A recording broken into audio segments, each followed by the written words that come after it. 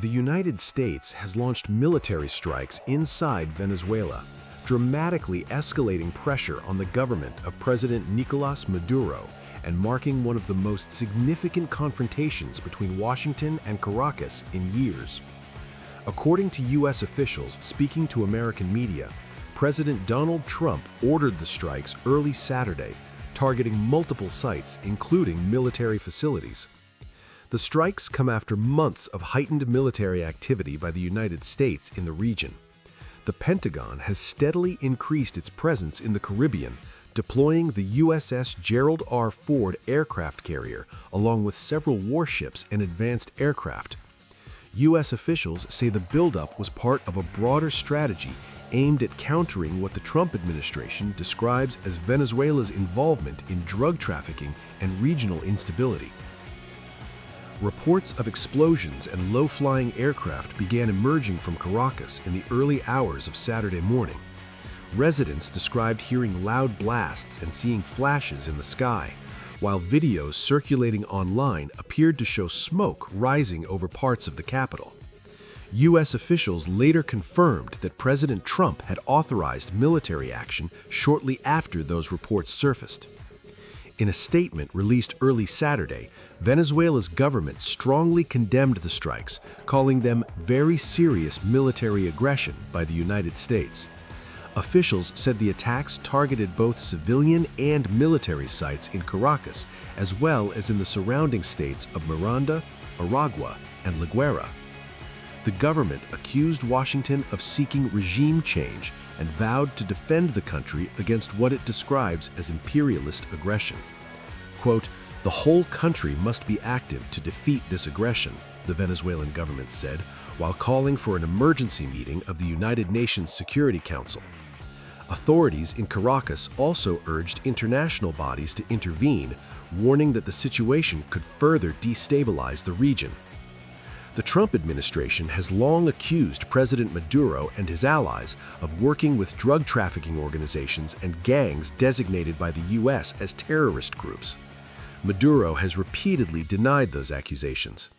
In recent weeks, the U.S. has seized 2 oil tankers off Venezuela's coast and carried out strikes on more than 30 boats that U.S. officials allege were involved in narcotics trafficking.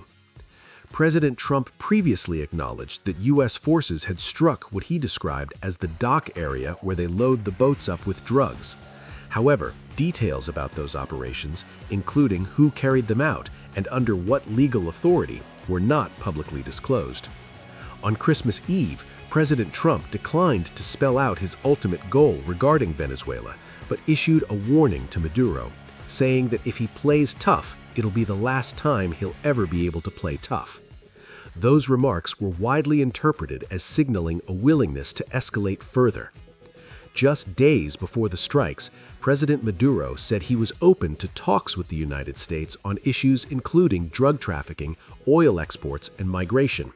He said negotiations could take place wherever they want to whenever they want, suggesting a potential diplomatic opening that now appears overshadowed by the latest developments. The strikes have drawn swift international reaction. Cuba's President Miguel Díaz-Canel Bermudez condemned the U.S. action, calling it a criminal attack and accusing Washington of state terrorism against Venezuela. He urged the international community to respond urgently and denounce the strikes. Regional leaders also weighed in. Colombian President Gustavo Petro said in a social media post that Caracas was being bombed, calling for an emergency meeting of the United Nations.